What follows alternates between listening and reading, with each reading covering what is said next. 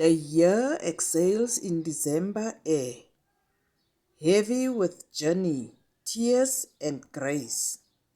We slow our steps, lay burdens down, and breathe again in His sacred space. Christmas break is not escape, but permission to be still, to stop chasing the ticking clock, and listen for God's gentle will. Some houses are loud with laughter, others echo with silent pain, yet Christ enters every room alike, no door too broken to remain. Between meals and memories old, God whispers, "Rest, my child."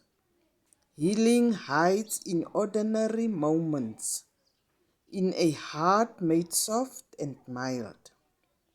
Christmas break is holy ground, where weary souls are restored. A pause wrapped in heaven's light, a reminder we are deeply adored. Yes.